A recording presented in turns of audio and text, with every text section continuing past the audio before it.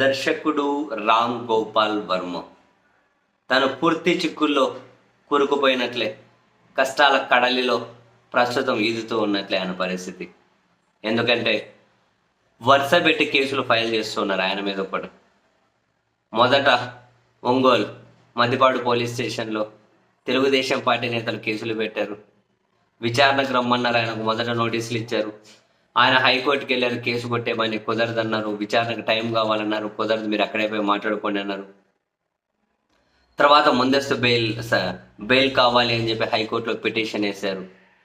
Petition వేస్తే అంతకంటే ఈ పిటిషన్ ఈరోజు విచారణకు వచ్చింది. ఈరోజు విచారణకు వచ్చే కంటే ముందే నిన్ననే పోలీసులు ఏం చేశారు, ఈ నెల 25వ తేదీన మళ్ళీ విచారణకు రమ్మని నోటీసులు ఇచ్చారు. ఈరోజు ముందస్తు బెయిల్ పిటిషన్ విచారణకు వచ్చి దీనికి తదుపరి మిగతా మీ కౌంటర్లు ఏంటో దాఖలు చేయండి అని చెప్పి అటువైపు పోలీసులను అడుగుతూ హైకోర్టు తదుపరి విచారణ 26కు వాయిదా వేశారు. 25 ఏమో ఈయనకు విచారణకు వెళ్ళాలి. వెళ్తారా, మళ్ళీ టైం అడుగుతారా, లేకపోతే హైకోర్టులో తీర్పు ఉంది కాబట్టి దానికోసం విచారణ ఉంది కాబట్టి వెయిట్ చేస్తామంటారా, పోలీసులు ఒప్పుకుంటారా? 26 హైకోర్టులో విచారణ ఉంది, 25వ తేదీ ఆయన రమ్మన్నారు. అంతేకాదు, వరుస పెట్టిపోయాడు. అనకాపల్లి జిల్లా రావి కమతమ ఆ పోలీస్ స్టేషన్లో టీడీపీ నాయకులు కేసు పెట్టారు.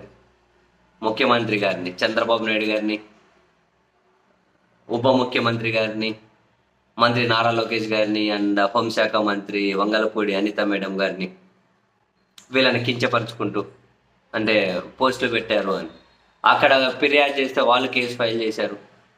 విచారణకు రండి అని వాళ్ళు నోటీసులు ఇచ్చారు. వాళ్ళు నోటీసులు ఇస్తే షూటింగ్ ఉంది, సో ఒక వారం టైం పడుతుందని చెప్పి వాళ్ళకైతే రిప్లై ఇచ్చారు. మరి నెక్స్ట్ వాళ్ళ స్టెప్ ఎట్లుంటుందో తెలియదు. మరోవైపు కడప 1 పోలీస్ స్టేషన్లో అక్కడ కేసు ఫైల్ చేశారు. నెక్స్ట్ వాళ్ళు నోటీసులు ఇవ్వబోతూ ఉన్నారు.